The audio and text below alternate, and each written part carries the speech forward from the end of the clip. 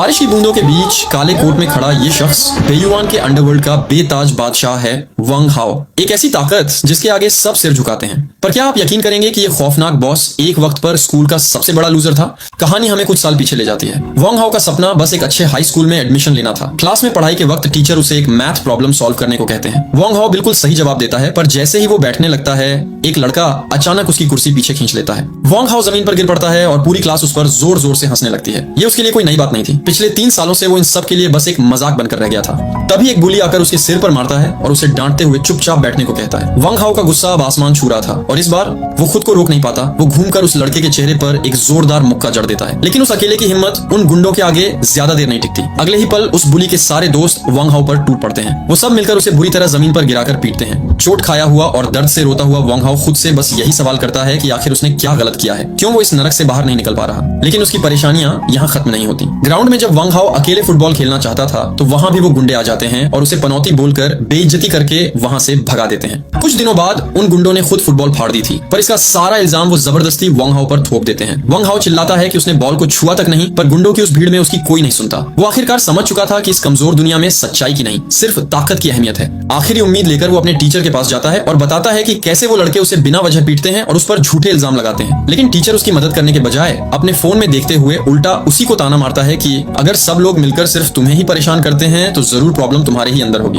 Teacher उसे डांटकर वहां से निकल जाने को कहता है। गुस्से और बेबसी से भरा वंग हाओ अब अपनी सीट पर वापस आता है। उसकी आंखों में एक अलग ही आग जल उठती है। अपनी बुक पर गुस्से से पेन चलाते हुए जिससे पन्ना तक फट जाता है, वो फैसला करता है कि वो किसी भी हालत में इस कीचड़ से निकलकर चेंगनान हाई स्कूल जाएगा ताकि वो अपनी जिंदगी की एक नई शुरुआत कर सके। पर उसे बिल्कुल भी अंदाजा नहीं था कि उसका ये नया सफर उसे किस खौफनाक रास्ते पर ले जाने वाला है। एक दिन स्कूल में वंग हाओ अपने टीचर के पास खड़ा था, जहाँ टीचर उसकी एडमिशन नोटिस ढूंढ रहे थे। अलमारी के सारे ड्रॉर छान मारने के बाद भी जब नोटिस नहीं मिला तो टीचर परेशान हो गए। उन्होंने कहा कि अजीब बात है, अभी तो यही था। फिर उन्हें याद आया कि थोड़ी देर पहले क्लास का सबसे बड़ा बुली जू यंग और उसके दोस्त भी अपनी नोटिस लेने आए थे। टीचर ने शक जताया कि कहीं वो लोग वंग हाओ की नोटिस भी अपने साथ तो नहीं ले गए और उसे जाकर चेक करने को कहा। जाओ यंग का नाम सुनते ही वंग हाओ के होश उड़ गए। उसे अच्छे से पता था कि वो गुंडे उसकी मदद कभी नहीं करेंगे। वो समझ गया कि वो लोग उसकी एडमिशन नोटिस को फाड़ना या जलाना चाहते हैं, जो उसके नए मुस्तकबिल की आखिरी उम्मीद थी। वंग हाओ रोते हुए टीचर को थैंक यू बोलकर वहां से तेजी से भागा। बाहर ग्राउंड में जू यंग और उसकी गैंग एक गटर के ढक्कन के पास खड़े होकर हंस रहे थे। उनके हाथ में वंग हाओ की वही एडमिशन नोटिस थी। वंग हाओ हांफते हुए वहां पहुंचा और गिड़गिड़ाए हुए बोला कि जू यंग, मेरी नोटिस मुझे वापस दे दो। लेकिन जू यंग उसे चिढ़ाते हुए नोटिस को हवा में ऊंचा उठा देता है और कहता है कि अगर हिम्मत है तो छीन कर दिखा। सारे लड़के तालियां बजाकर वंग हाओ का मजाक उड़ाने लगे, क्योंकि कम कद होने की वजह से वंग हाओ वहां तक पहुंच नहीं पा रहा था। अपनी आखिरी उम्मीद को यूं खोते देख वंग हाओ पूरी तरह टूट गया। उसकी आंखों से आंसू बहने लगे और वो हाथ जोड़कर रोने लगा। वो गिड़गिड़ाए हुए बोला कि जू यंग, मैं तुमसे भीख मांगता हूँ, प्लीज मेरी नोटिस मुझे वापस दे दो। उसकी इस बेबसी पर वो सब और जोर से हंसने लगे। जू यंग ने मौका पाकर एक शर्त रखी। उसने नोटिस को जमीन के पास किया और बड़ी ही कमीनी मुस्कान के साथ बोला कि अगर तुम मेरे आगे घुटने टेक दो तो मैं ये तुम्हें वापस दे दूंगा। वंग हाओ के पास कोई रास्ता नहीं था। इस नरक से निकलने के लिए उसने अपना सब कुछ दांव पर लगा दिया और गटर के ढक्कन के पास ही घुटने टेक दी। उसने दिल ही दिल में कसम खाई कि वो इस जगह से जरूर निकलेगा और इस जिल्लत का बदला एक दिन जरूर लेगा। लेकिन जू यंग का मजाक यहीं खत्म नहीं हुआ। जैसे ही वंग हाओ ने घुटने टेके, जू यंग ने अचानक अपना हाथ खाली दिखाया और बोला कि ओह,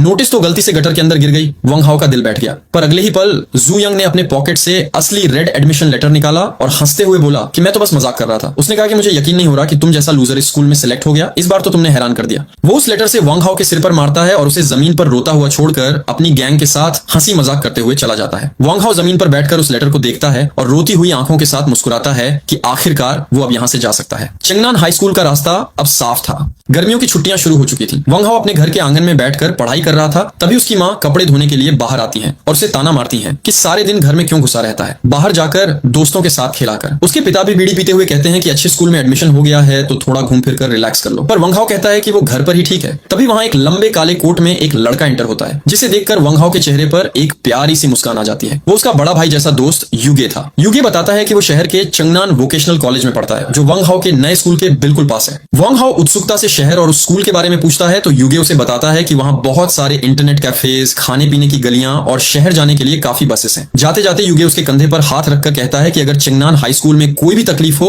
तो मुझे याद करना। युगो के जाने के बाद वंग हाओ थोड़ा सोच में पड़ जाता है। उसे याद आता है कि मिडिल स्कूल में भी एक लड़के ने उसे ऐसे ही प्रोटेक्ट करने का वादा किया था, पर बाद में वो खुद उसे प्रोटेक्शन मनी मांगने लगा था। वंग हाओ को लगता है कि चेंगनान हाई स्कूल तो एक टॉप लेवल स्कूल है, वहां भला क्या मुसीबत आएगी, वहां तो सब पढ़ने वाले बच्चे होंगे। वो अपने पुराने बुरे वक्त को भूलकर एक नई शुरुआत के लिए तैयार हो जाता है और आखिरकार स्कूल का पहला दिन आ जाता है। वंग हाओ अपने माता पिता के साथ भारी बिस्तर और सामान लेकर बस स्टॉप पर खड़ा होता है। बस आने पर उसकी माँ काफी जल्दी में उसे अंदर भेजती है ताकि रजिस्ट्रेशन के लिए देर न हो जाए। बस के अंदर वंग हाओ थोड़ा शर्मिंदा महसूस कर रहा होता है क्योंकि उसके माता पिता इतना सारा सामान उठाए हुए थे। जब वो सब चंगनान हाई स्कूल पहुंचते हैं तो स्कूल की शानदार बिल्डिंग देखकर वंग हाओ के पिता के आंसू निकल आते हैं। माँ काउंटर पर बैठी मॉम से पूछती हैं कि फ्रेशमैन वंग हाओ का हॉस्टल रूम कहाँ है, तो मैम बताती हैं कि बिल्डिंग नंबर 3 रूम नंबर 203 में चले जाओ और वहां बिस्तर पहले से मिलेंगे, सामान लाने की जरूरत नहीं थी। ये सुनकर पिता थोड़ा निराश होते हैं कि इतनी दूर फिजूल में सामान उठाकर लाए। माँ वंग हाओ को पहले अंदर भेज देती हैं और कहती हैं कि वो सामान वापस छोड़कर बाद में उससे मिलने आएंगी। वंग हाओ अपनी नई क्लास में एंटर होता है और सबको स्माइल करते हुए अपना इंट्रो देता है। वहां उसकी दोस्ती जांग चांग और लीना नाम के बच्चों से होती है जो बहुत फ्रेंडली थे। तभी उसकी नजर क्लास में बैठी एक बेहद खूबसूरत लड़की पर पड़ती है जो पिंक जैकेट पहने हुई थी। वंग हाओ उसके पास जाता है और अपना नाम बताता है। वो लड़की बड़ी ही प्यारी मुस्कान के साथ अपना नाम सियाशुए बताती है। तभी स्कूल के स्पीकर पर अनाउंसमेंट होती है कि सारे नए स्टूडेंट्स अपनी स्टूल्स लेकर ग्राउंड में इकट्ठा हो जाएं। वंग हाओ मौका देखकर शाजुए से कहता है कि क्या मैं तुम्हारी स्टूल उठाने में मदद करूं। शाजुए उसे थैंक यू बोलती है और दोनों एक साथ ग्राउंड की तरफ चल देते हैं। ग्राउंड में जब सब बैठे होते हैं तो शाजुए से आने वाली हसीन खुशबू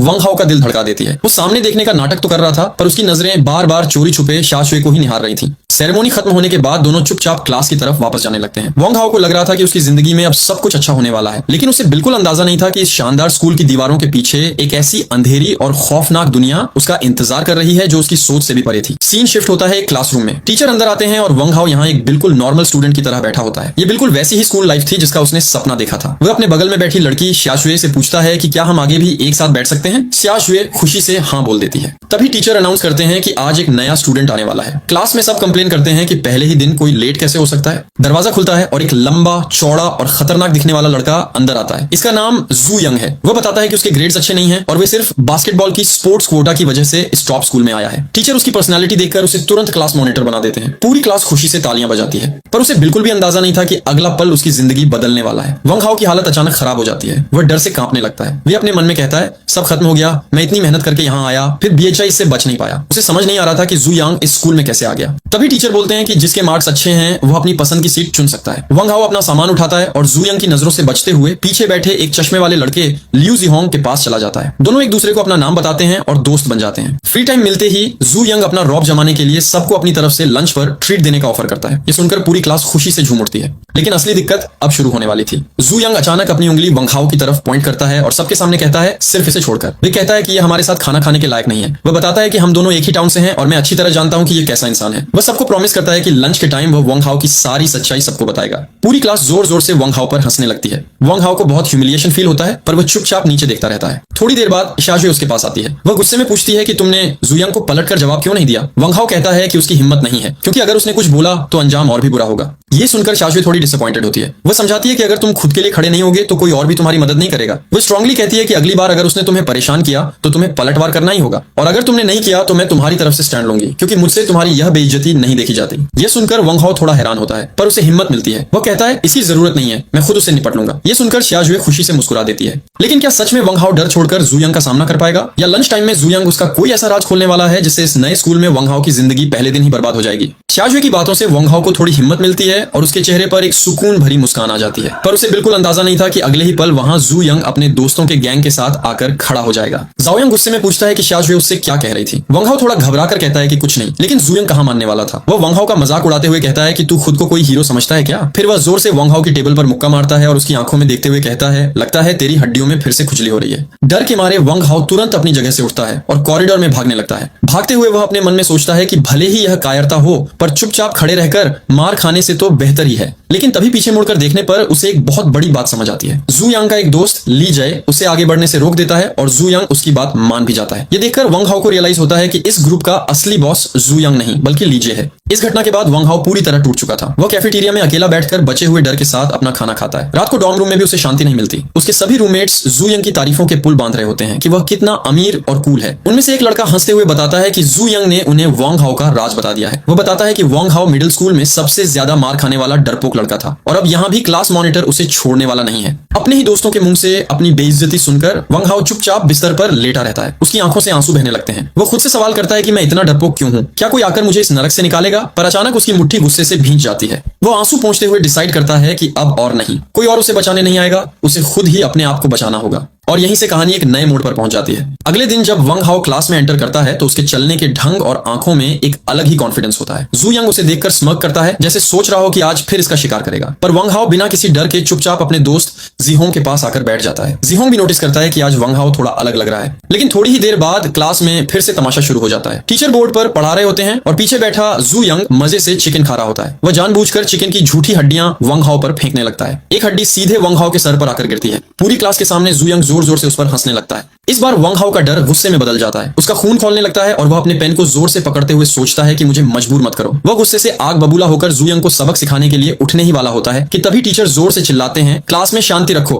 इस वजह से वंग हाओ रुक जाता है। क्लास खत्म होने के बाद शाशुए परेशान होकर वंग हाओ के पास आती है और पूछती है कि क्या जू यंग ने तुम्हें फिर से परेशान किया। जाओ यंग ठीक उनके पीछे खड़ा होकर गुस्से से उन्हें देख रहा था। पर इस बार वंग हाओ के चेहरे पर डर का एक नामो निशान नहीं था। वह एक शांत और कॉन्फिडेंट मुस्कान के साथ कहता है, कोई बात नहीं, मैं उससे खुद निपट लूंगा, तुम बस देखती जाओ। उसका यह नया और निडर रूप देखकर शाजुए और जू यांग दोनों हैरान रह जाते हैं और जू यांग को और ज्यादा चिढ़ाने के लिए वंग हाओ सबके सामने प्यार से शाजुए के सर पर हाथ फेरने लगे। वहीं पीछे बैठा वह गंजा बुली बड़े आराम से चिकन खा रहा था और उन्हें गुस्से से घूर रहा था। जैसे ही क्लास खत्म होती है, हीरो अपनी जगह से उठता है। वह चुपचाप खिड़की के पास रखा एक भारी गमला उठाता है। उसकी इस हरकत को देखकर पूरी क्लास और वह लड़की हैरान रह जाते हैं। गंजा बुली अभी कुछ समझ ही पाता कि अचानक हीरो वह पूरा का पूरा गमला पूरी ताकत से उसके मुंह पर दे मारता है। गमला बुरी तरह टूट जाता है और मिट्टी हवा में उड़ने लगती है। हीरो यही नहीं रुकता, वह गुस्से में डेस्क को लात मारकर साइड करता है और उस बुली पर टूट पड़ता है। उसकी आंखों से आंसू निकल रहे थे पर उसका गुस्सा कंट्रोल से बाहर था। वह चिल्ला चिल्लाकर उस बुली के मुंह पर लगातार मुक्के बरसाने लगता है। वह उसे जमीन पर पटक देता है और दर्द और गुस्से में चीखता है कि आज वह उसे जिंदा नहीं छोड़ेगा। हीरो का यह खौफनाक रूप देखकर पूरी क्लास डरी हुई थी। तभी बाकी लड़के आगे आते हैं और किसी तरह हीरो को पकड़कर पीछे खींचते हैं। पर हीरो अभी भी पूरी ताकत से स्ट्रगल कर रहा था और गुस्से से चीख रहा था। बुली जमीन पर गिरा हुआ था, उसके मुंह से खून निकल रहा था और वह पूरी तरह सदमे में था क्योंकि उसने सपने में भी नहीं सोचा था कि हीरो पलटकर इतना भयानक वार करेगा। हीरो खुद को शांत करता है, अपने कपड़े ठीक करता है और वहां से जाने लगता है। जाते जाते वह उसे एक आखिरी वार्निंग देता है कि दोपहर में वह वापस आएगा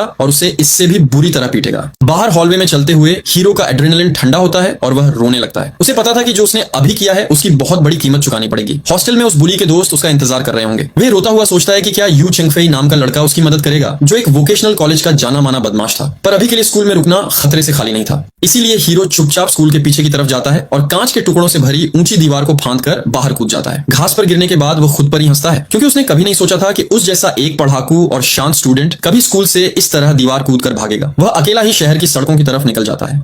कहानी की शुरुआत में वंग हाओ एक इंटरनेट कैफे के बाहर खड़ा होता है, लेकिन आज का वंग हाओ कोई किंग नहीं बल्कि एक आम सा डरा हुआ लड़का है। अंदर काफी धुआं और भीड़ है और वहां दो बहुत ही खतरनाक दिखने वाले लड़के बैठे हुए थे। एक व्हाइट बालों वाला जिसका नाम युन शाओ था और दूसरा ब्लैक शर्ट वाला मिंग लियांग। वंग हाओ डरते हुए अंदर जाता है क्योंकि उसे यहाँ यू चेंगफेई की तलाश थी। जब वह आसपास देखता है तो उसे वह कहीं नहीं मिलता। वह काउंटर पर जाकर कैफे के बॉस से पूछता है कि क्या उसने चेंगनन स्कूल के यू चेंगफेई को देखा है। बॉस बताता है कि उसने रात भर बैठकर गेमिंग की है और अभी पक्का अपने डॉर्म में सो रहा होगा। ये सुनकर वंग हाओ की उम्मीद टूट जाती है, लेकिन असली दिक्कत अब शुरू होने वाली थी।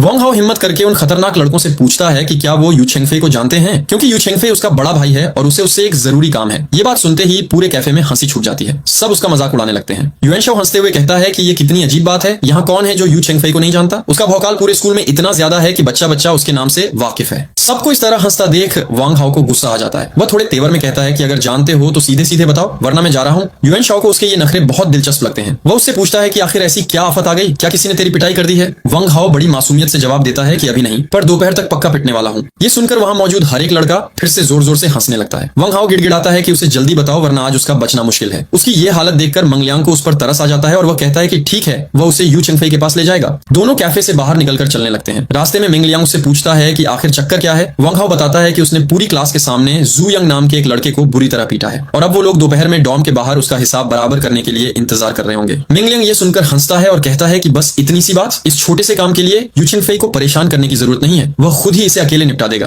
पर वांग हाओ को उस पर बिल्कुल भरोसा नहीं हो रहा था। वह कहता है कि वह उसे ढंग से जानता तक नहीं है। तब मिंग लियांग उसे समझाता है कि यू चेंगफेई का भाई मतलब उन सब का भाई, और अब उसकी परेशानी उनकी परेशानी है। वे आज दोपहर तक इस पूरे मामले को हमेशा के लिए खत्म कर देगा। वांग हाओ अपने दिमाग में सोच ही रहा था कि ये अकेले इतने सारे लड़कों को कैसे संभालेगा, क्या ये रास्ते चलते किसी को भी मदद के लिए बुला लेगा। तभी अचानक मिंग लियांग सड़क के उस पार एक लड़के को आवाज लगाता है, ये जान इधर आओ। एक व्हाइट जैकेट वाला लड़का अपने दोस्तों के साथ दौड़कर वहां आता है और मेंगलियांग को बहुत इज्जत से भाई बुलाता है। मेंगलियांग उसे डांटता है कि वह क्लास छोड़कर बाहर क्यों घूम रहा, पर इस समय येजन के सामने उसकी सारी होशियारी धरी की धरी रह जाती है। येजन हंसते हुए अपने दोस्तों के साथ खाना खाने की बात करता है और कहता है कि उन्हें जल्दी ही क्लास के लिए निकलना होगा। तभी लियांगे आगे आता है और उनसे एक जरूरी बात करने को कहता है। येजन बिल्कुल तैयार हो जाता है और कहता है कि लियांगे के लिए वह कुछ भी करने को राजी है। लियांगे अपने छोटे भाई वंग हाउ से मिलवाता है, जो उन्हीं के स्कूल का एक नया स्टूडेंट है। वंग हाउ को देखते ही येजन कहता है कि यह चेहरा कुछ जाना पहचाना लग रहा है। लियांगे बताता है कि वंग हाउ को उसकी क्लास में थोड़ी परेशानी हो गई है और वह चाहता है कि येजन इस मामले को संभाल ले। येजन गुस्से में आ जाता है और पूछता है कि आखिर किसकी इतनी हिम्मत हुई जो लियांगे के भाई को परेशान करे, वह उसकी खाल खींच निकालेगा। लियांगे उसे उस लड़के का नाम बताता है, जू यंग। नाम सुनते ही येजन को सब याद आ जाता है। वह समझ जाता है कि यह वही जू यंग है जो ली जाई की क्लास का मॉनिटर है, जो बाहर से यहाँ पढ़ने आया है। वह बड़े आराम से कहता है कि वह उसे मजा चखाएगा। लियांगे ये सुनकर खुश होता है और मामला उसे सौंप कर अपने रास्ते निकलने लगता है, क्योंकि उसे गेम में मॉन्स्टर्स को मारना था। लेकिन वंग हाउ बात को बीच में ही रोक देता है और कहता है कि ये सब इतना आसान नहीं होने वाला। लियांगे को लगता है कि शायद वंग हाउ डर रहा है, पर वंग हाउ बताता है कि असली दिक्कत जू यंग नहीं, बल्कि उसके साथ खड़ा रहने वाला ली जाई है। अगर येजन ने जू यंग पर हाथ उठाया तो ली जाई बिल्कुल शांत नहीं बैठेगा। लियांगे को ली जाई के बारे में कुछ खास पता नहीं था, इसलिए वह पूछता है कि यह ली जाई आखिर है कौन और उसकी क्या औकात है। येजन बताता है कि ली जाई भी बेयुआन से ही है और अगर वह इस सब में बीच में आया तो मामला सच में थोड़ा पेचीदा हो सकता है। लियांगे को यह सुनकर गुस्सा आ जाता है। वह कहता है कि अगर येजन को यह काम मुश्किल लग रहा है तो वह अभी के अभी यहाँ से दफा हो जाए, वह किसी और को ढूंढ लेगा।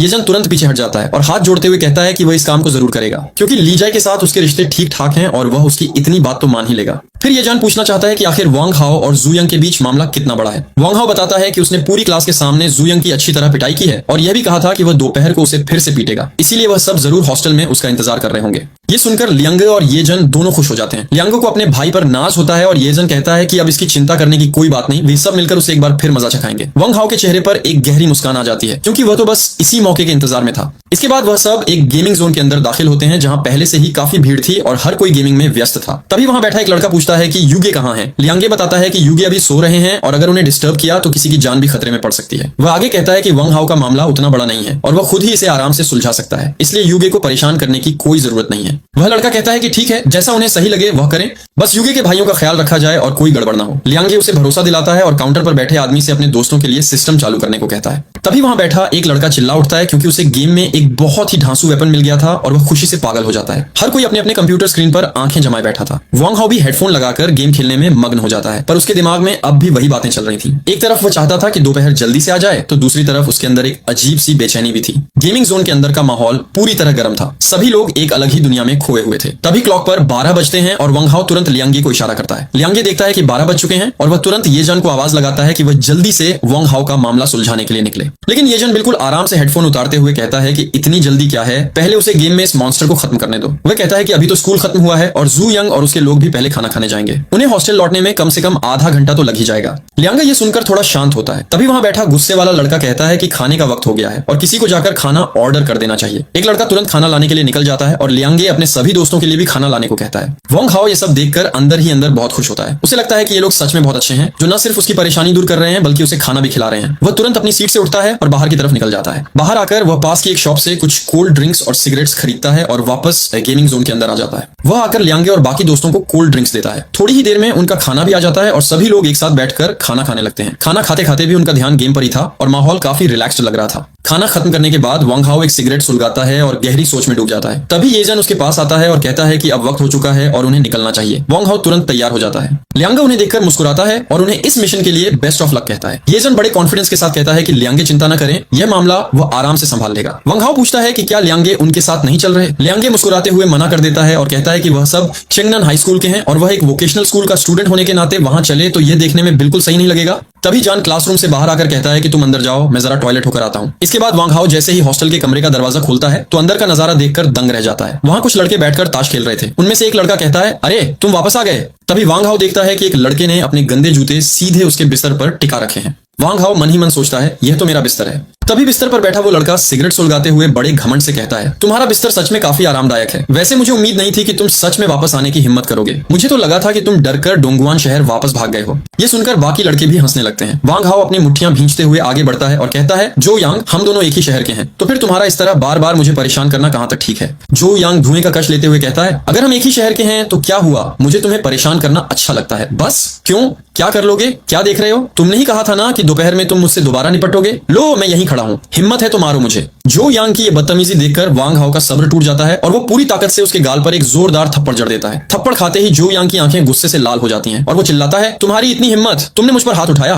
तभी वहां बाकी लड़के तमाशा देखने लगते हैं। इतने में जान दौड़ते हुए कमरे में आता है और कहता है, क्या चल रहा है यहाँ पर? और वो बिना सोचे समझे जो यांग के पेट पर एक जोरदार लात मारता है, जिससे जो यांग पीछे रखी कुर्सी से जा टकराता है। जान आगे बढ़कर जू यांग का कॉलर पकड़ लेता है और गुस्से में दहाड़ता है, मेरे भाई पर हाथ उठाने की हिम्मत कैसे हुई तुम्हारी? क्या तुम्हें अपनी जान प्यारी नहीं है? जान का यह उग्र रूप देखकर कमरे में मौजूद बाकी लड़के भी बुरी तरह सहम जाते हैं। तभी वहां खड़ा एक दूसरा लड़का लीजी आगे आता है और जान का हाथ पकड़कर कहता है, ये जान, क्या तुम इसे अच्छी तरह जानते हो? लीजी, ये तो सरासर दादागिरी है, इसने मेरे भाई के बिस्तर को पैरों से रौंद दिया। लीजी कहता है, लेकिन शुरुआत तो वांग हाओ ने ही की थी, उसने क्लासरूम में जू यांग को मारा था। इस पर जान पलटकर जवाब देता है, तो क्या जू यांग ने पहले उसके सिर पर चिकन की हड्डियां नहीं फेंकी थी? ऐसी हरकत भला कौन बर्दाश्त करेगा? अगर मैं उसकी जगह होता तो अब तक जू यांग का सिर धड़ से अलग कर चुका होता। ये तो वांग हाओ का सीधापन है जो उसने सिर्फ एक थप्पड़ मारकर छोड़ दिया। लीजी बात को संभालते हुए कहता है, जो भी हो, मारपीट करना गलत है। वांग हाओ को हमें इसका जवाब देना होगा। जान गुस्से में कहता है, तुम्हें कैसा जवाब चाहिए? वांग हाओ एक सीधा साधा लड़का है और तुम लोग रोज उसे परेशान करते हो, क्या तुम्हें इसमें बड़ा मजा आता है? लीजी कहता है, हमने उसे कब परेशान किया? जो यांग तो बस उसके साथ मजाक कर रहा था और ये पागल हो गया।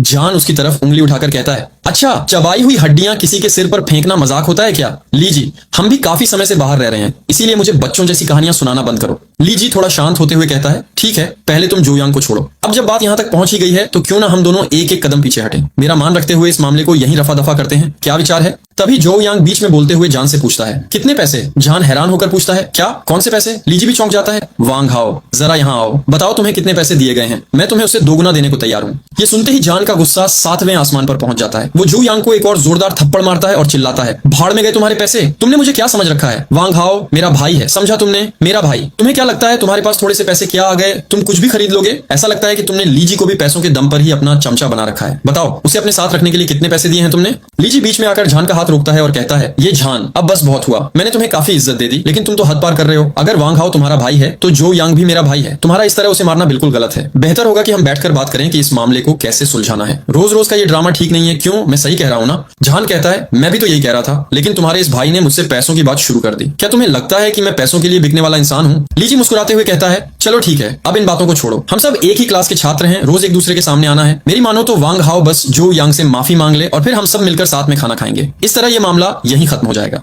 लेकिन जान साफ मना कर देता है, इस मामले में वांग हाओ की कोई गलती नहीं है, मैं आखिरी दम तक उसके साथ खड़ा हूँ। माफी मांगने या साथ में खाना खाने का तो सवाल ही पैदा नहीं होता। लीजी जो यांग की तरफ देखता है और पूछता है, अब तुम ही बताओ कि क्या करना है? जो यांग गुस्से में कहता है, मुझे वांग हाओ की माफी नहीं चाहिए और न ही उसका खाना चाहिए, मैं बस उसके साथ 1-on-1 फाइट करना चाहता हूँ। लीजी हंसते हुए कहता है, ये भी सही है जान, क्यों ना हम दोनों इस मामले से दूर रहें और इन दोनों को आपस में ही अपना मामला सुलझाने दें। तभी वांग हाओ आगे आता है। वो जो यांग की तरफ देखता है जो कद काठी में किसी भालू जैसा मजबूत दिख रहा था। जान गुस्से में चिल्लाता है, तुम एक भालू जैसे दिखते हो, तुम्हारी क्या औकात जो वांग हाओ से अकेले लड़ोगे? हिम्मत है तो मुझसे लड़ो, आज मैं तुम्हें जिंदा नहीं छोड़ूंगा। जो यांग कहता है, मैं तुमसे नहीं, सिर्फ वांग हाओ से लड़ूंगा, अगर उसमें हिम्मत नहीं है तो बात अलग है। वांग हाओ गहरी सांस लेता है और कहता है, मुझे मंजूर है। वो जानता था कि अतीत में उसे हमेशा कमजोरी की वजह से प्रताड़ित किया गया था। अगर उसे सच में मजबूत बनना है तो उसे इस ताकतवर दुश्मन के सामने खड़े होने का साहस दिखाना ही होगा, उसे यह कदम उठाना ही पड़ेगा। जान परेशान होकर उसके कंधे पकड़ता है और कहता है, वांग हाओ, तुम्हें इससे अकेले लड़ने की कोई जरूरत नहीं है। लेकिन वांग हाओ मुस्कुराते हुए उसका हाथ हटा देता है और कहता है, मुझे इसके साथ अकेले ही लड़ने दो। दोनों लड़के कमरे के बीच में एक दूसरे के सामने आकर खड़े हो जाते हैं, बाकी सब पीछे हट जाते हैं। जान आगे आकर फाइट के नियम तय करता है।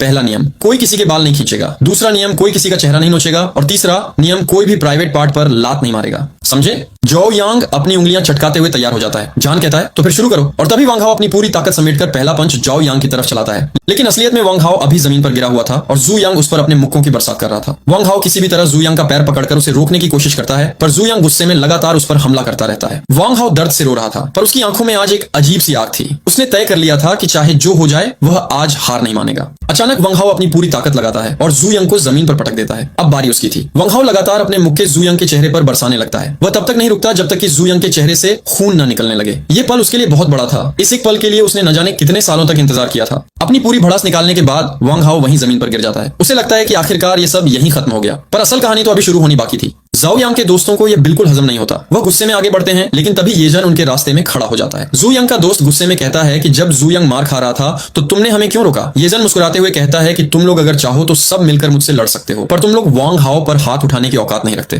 क्योंकि वह मिंग लियांग का भाई है। और ये नाम सुनते ही पूरे कमरे में सन्नाटा छा जाता है। मिंग लियांग, ये एक ऐसा नाम था जिससे पंगा लेने के बारे में यहाँ कोई सोच भी नहीं सकता था। जू यंग के दोस्तों के डर के मारे पसीने छूटने लगते हैं। वह समझ जाते हैं कि अगर उन्होंने आज कुछ किया तो वह यहाँ से अपने पैरों पर चलकर वापस नहीं जाएंगे। वह तुरंत जू यंग को समझाते हैं कि चुपचाप हार मान ले। बेचारा जू यंग, जो कुछ देर पहले तक सबसे बड़ा बॉस बन रहा था, अब डर से कांप रहा था। वह लाचार होकर वंग हाओ के आगे झुकता है और उससे माफी मांग लेता है। ये जान भी वंग हाओ से कहता है कि अब बात यहीं खत्म कर दो। वह आगे से ऐसी हिम्मत कभी नहीं। वंग हाओ को अपना वह बीता हुआ वक्त याद आने लगता है। कैसे जू यंग ने सबके सामने उसके सिर पर खाना फेंक कर उसकी बेइज्जती की थी और कैसे उसे जमीन पर घुटनों के बल बैठने पर मजबूर किया था। पूरे 3 साल की यह बेइज्जती वह सिर्फ एक सॉरी से कैसे भूल सकता था। उसकी आंखों में फिर से आंसू आ जाते हैं, पर इस बार ये आंसू दर्द के नहीं बल्कि बदले के थे। और तभी वंग हाओ ने कुछ ऐसा किया जिसको देखकर वहां खड़े सभी लोगों के होश उड़ गए। वंग हाओ उनसे कहता है कि तुम लोग चाहो तो अभी भी लड़ सकते हो, और फिर वह एक चिकन का बड़ा सा पीस निकालता है। वह ठीक वही करता है जो जू यंग ने कभी उसके साथ किया था। वह उस सॉस से भरे हुए चिकन को जू यंग के सिर पर रख देता है और सॉस उसके चेहरे पर गिरने लगता है। जाओ यंग की तो जैसे आवाज ही चली गई थी। वह बस चुपचाप खड़ा बेइज्जती सहता रहता है। वंग हाओ उसके पास आता है और धीरे से कहता है, तुम्हें क्या लगा था सिर्फ माफी मांगने से काम चल जाएगा? तुम पर अभी भी मेरा एक घुटना उधार है।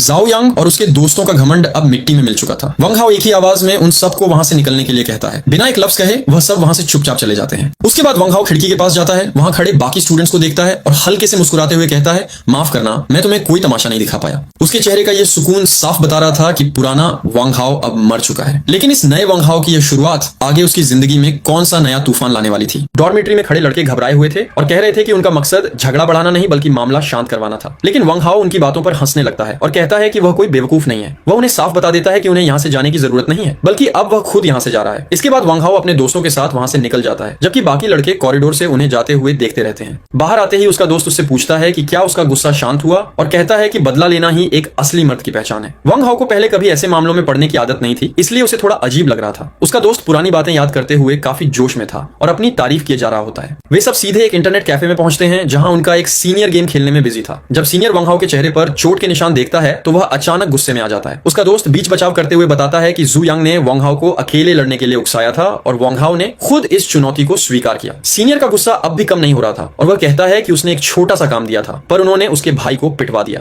वंग हाओ मामला संभालते हुए कहता है कि यह सब उसकी अपनी मर्जी से हुआ था और जू यंग की हालत इससे भी ज्यादा खराब है। मामला शांत होने पर सीनियर उसे आराम करने के लिए कहता है और उसका दोस्त उसे कैफे के सोफे पर